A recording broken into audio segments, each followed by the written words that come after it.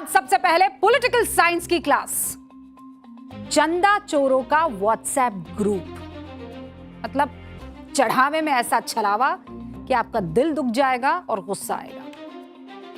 जो देश के करोड़ों राम भक्तों के मन को आहत कर दे, ऐसी ऐसी खबरें निकल कर आ रही है। जिस अयोध्या धाम के कण कण को छूकर लोग खुद को धन्य मान रहे थे, जिस राम मंदिर में लोग अपने जीवन भर की कमाई का एक अंश अपनी अटूट आस्था के साथ अपने राम को अर्पित कर रहे थे, उसी मंदिर परिसर में एक ऐसा सच सामने आया है जो आपको हैरान कर देगा और झकझोर कर रख देगा।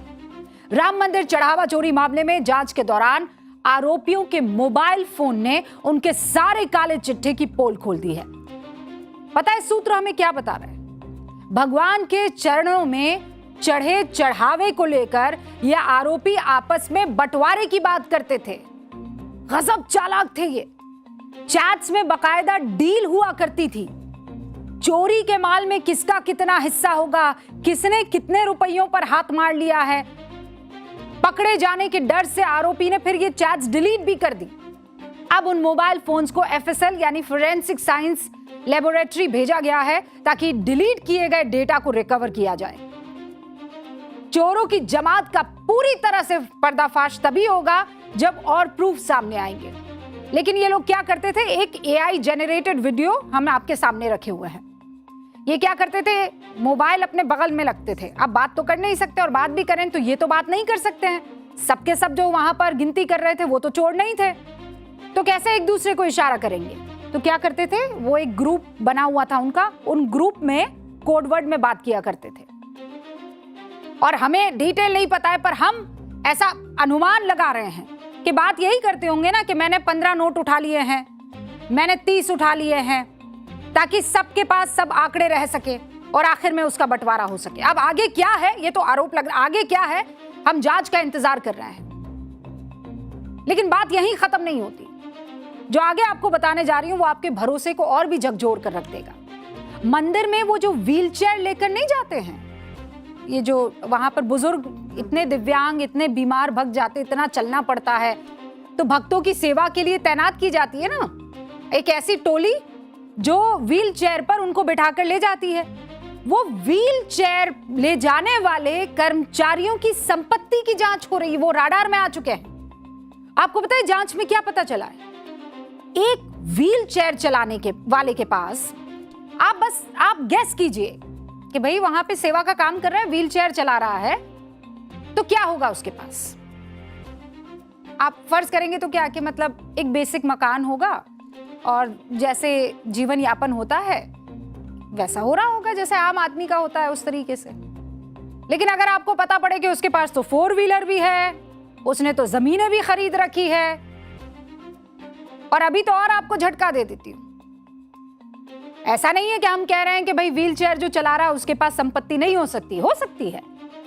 लेकिन बात जो संदेह पैदा करती है वो क्यों करती है?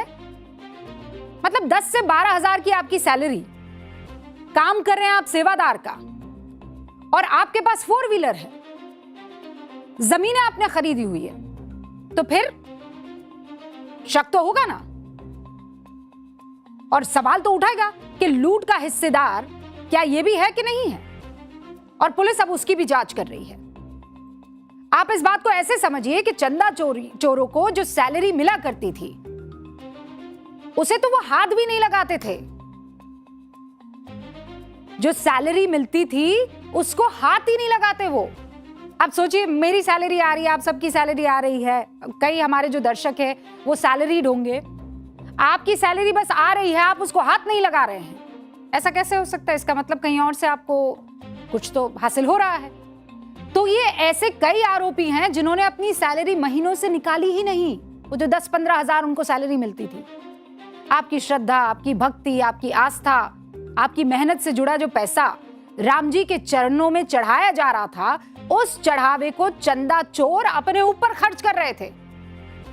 और बाकी जो उन्हें मिल रहा था, जो मेहनत वो कर रहे थे, चोरी नहीं, जो मेहनत कर रहे थे कि व्हील चेयर ले जा रहे, उसको हाथ भी नहीं लगाया। और हमें जानकारी मिली है कि गिनती के काम में लगे इन आरोपियों को 17 से 20 हजार रुपए हर महीने मिलते थे। व्हील चेयर वाले को 10 से 12 हजार मिलते थे। और इस पैसे को उन्होंने महीनों तक अपने बैंक अकाउंट से नहीं निकाला। क्यों भैया? प्रभु राम सिर्फ एक, जिसे कहते हैं ना, मतलब पूजनीय बात सिर्फ उसकी नहीं है, और जहां वो विराजे हैं वो सिर्फ एक ढांचा नहीं है, वो सनातन धर्म की आत्मा है। वहां तैनात हर एक कर्मचारी की जवाबदेही केवल भक्तों की नहीं है, माफ कीजिएगा, भगवान के प्रति भी है।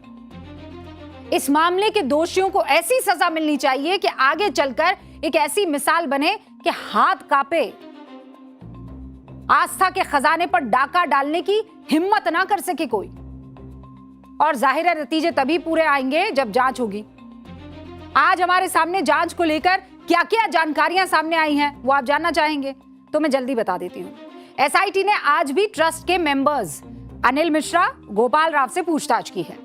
दोनों को कुछ कागजात के साथ एसआईटी ने बुलाया और उनसे जमीन की खरीद फरोख्त से जुड़े कुछ पेपर मांगे थे, क्योंकि मामला अब जमीन के खरीद फरोख्त में भी चला गया है। इसी बीच चढ़ावा चोरी के आरोपी अविनाश शुक्ला को लेकर पुलिस अयोध्या के कौशलपुरी पहुंची। यहां उसकी निशानदेही पर नकदी और कागजात बरामद हुए हैं। एसआईटी ने महंत विनोद मिश्रा से भी पूछताछ की है, जिन्होंने चरण पादुका को लेकर गंभीर आरोप लगाए। विनोद मिश्रा कह रहे हैं कि उनके एक भक्त ने भगवान को एक हार और चरण पादुका चढ़ाया था। यह चढ़ावा टिन्नू यादव के जरिए चढ़ाया गया था, लेकिन ना तो उसकी कोई रसीद उनको मिली और ना ही वो हार और चरण पादुका कभी भगवान तक पहुंच पाई।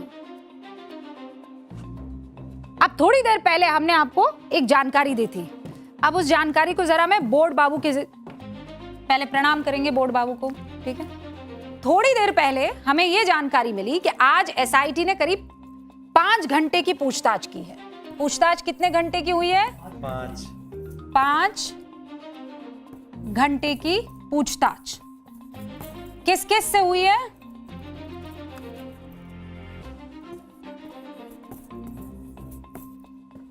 तैंतीस लोगों से पूछताछ हुई है। 33 लोग और 5 घंटे की पूछताछ। और अविनाश शुक्ला, ये जो आरोपी है, उसने बहुत सारे राज खोले हैं और उसने बताया है कि चोरी के बाद 8 आरोपी, कितने आरोपी? 8 आरोपी सारे के सारे 14 कोसी परिक्रमा मार्ग के पास इकट्ठा होते थे। जगह कौन सी थी? 14 कोसी परिक्रमा।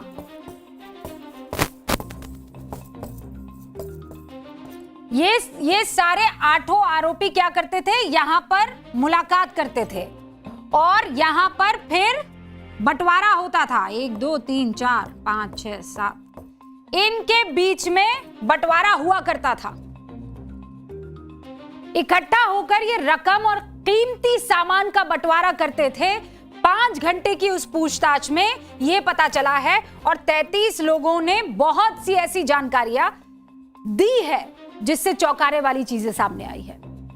चंदा चोरी केस में सबसे बड़ा खुलासा हुआ है राम मंदिर चंदा घोटाले से जुड़े आरोपी अनुकल्प मिश्रा की तरफ से। उसने राम कथा का आयोजन किया था। यह आयोजन करीब 7 दिनों तक चला। इसका वीडियो भी आ गया है। इसमें करीब 50 लाख रुपए खर्च किए। कितने? 50 लाख रुपए। किस चीज में? राम कथा में। किसने किया? आरोपी अनुकल्प मिश्रा ने। सोचिए आप। इस कार्यक्रम में श्री राम जन्मभूमि तीर्थ क्षेत्र ट्रस्ट से जुड़े चंपत राय आपको दिख रहे हैं। ये वीडियो देखिए बहुत गौर से, क्योंकि मोबाइल फोन से लिया हुआ वीडियो है ना, तो आपको पूरी तस्वीर नहीं दिख रही है। लेकिन वो देखिए, वो जो सिर मुंडवाया हुआ एक शख्स आपको दिखाई दे रहा है, वो ना वो है अनुकल्प मिश्र। और चंपत राय आपको दिखेंगे, वो देखिए धीरे धीरे पहुंच रहे हैं वहां पर स्टेज पर। एक एक करके ये लोग, ये कौन सा वाला मामला है? ये कहां की तस्वीर है? ये राम कथा का आयोजन जो आरोपी अनुकल्प मिश्र ने करवाई थी।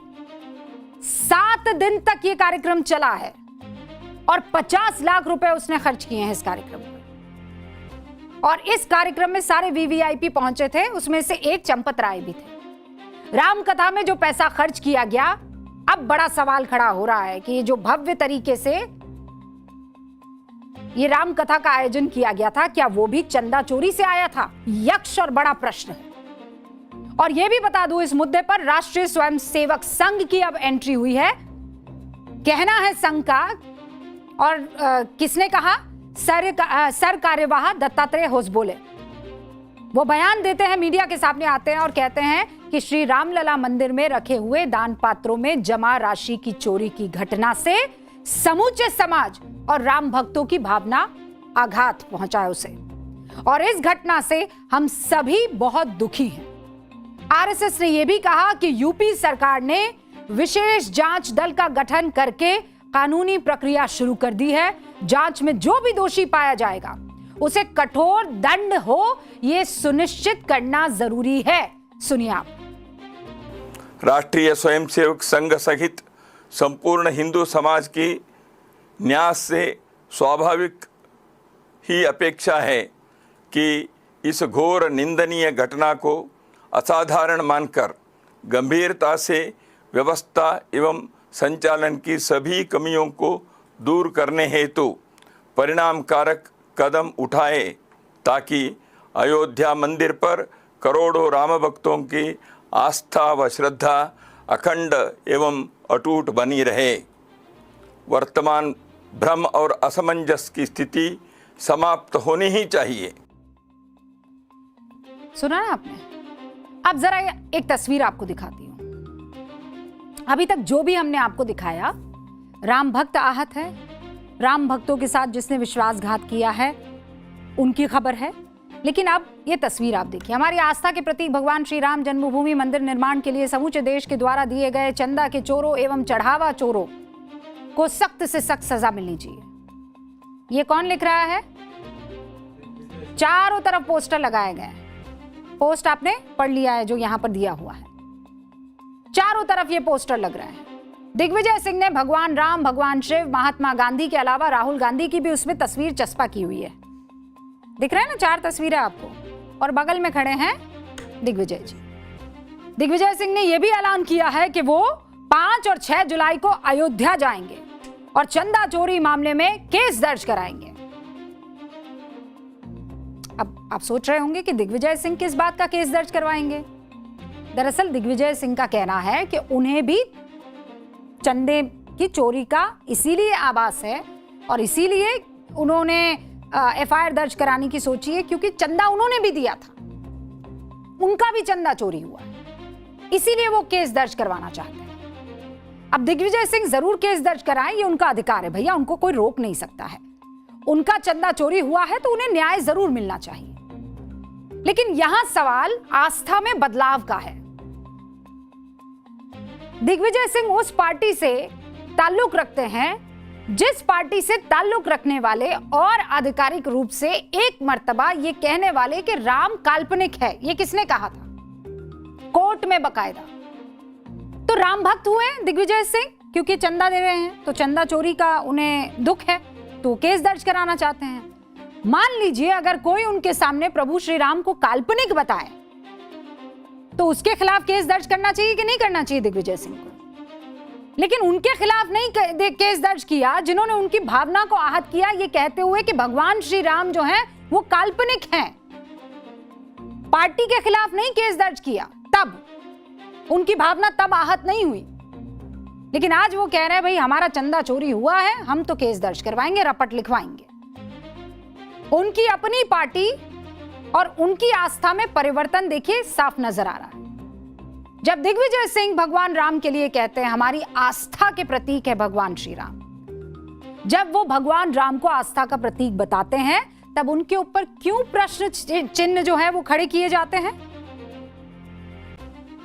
2007 राम सेतु वाला हलफनामा, हलफनामे का यह हथियार कांग्रेस के विरुद्ध बार बार इस्तेमाल किया जाएगा। 2007 में केंद्र में यूपीए की सरकार ये जो सेतु समुद्रम परियोजना है उसके दौरान सुप्रीम कोर्ट में एएसआई की तरफ से जो एफिडेविट, जो हलफनामा दाखिल किया गया था, उसी हलफनामे का भी मैं जिक्र कर रही थी, जिसमें कहा गया कि पौराणिक ग्रंथों को ऐतिहासिक दस्तावेज नहीं माना जा सकता। क्या सेंटेंस यूज किया था? पौराणिक ग्रंथों को ऐतिहासिक दस्तावेज नहीं माना जा सकता। इस बात के कोई पुख्ता वैज्ञानिक प्रमाण नहीं है कि भगवान राम, माता सीता या रामायण के पात्र कभी वास्तव में अस्तित्व में थे। ये मैं नहीं कह रही। दिग्विजय सिंह की भावना तब आहत क्यों नहीं हुई जब इतने भारी भरकम शब्दों का इस्तेमाल किया गया कि इस बात का कोई वैज्ञानिक प्रमाण नहीं है कि भगवान राम, माता सीता या रामायण के पात्र कभी वास्तव में अस्तित्व में थे। भारी विवाद के बाद कांग्रेस सरकार ने इस हलफनामे को वापस लिया था, नो डाउट अबाउट इट, लेकिन श्री राम के अस्तित्व को लेकर कांग्रेस की जुबान से निकला बयान हमेशा के लिए अस्तित्व में रहेगा। इसीलिए आज जब दिग्विजय सिंह कहते हैं हमारी आस्था के प्रतीक भगवान श्री राम, तो ये सवाल खड़ा होता है कि कांग्रेस की आस्था कोई सामान है कि अपनी सुविधा के हिसाब से आप उसे बदल दें?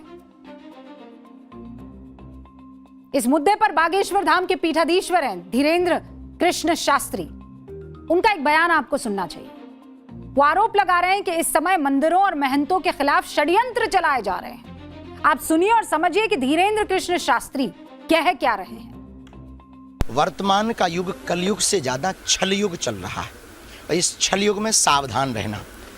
वर्तमान समय में संतों पर, महंतों पर, मठों पर, मंदिरों पर प्रायोजित तरीके से, सुनियोजित तरीके से श्रद्धा घटाने के लिए एवं इनके ऊपर आस्था गिराने के लिए इस तरह के षड्यंत्र भी चल रहे हैं, जिसमें कुछ कालनेमी लोग भी सक्रिय हो गए।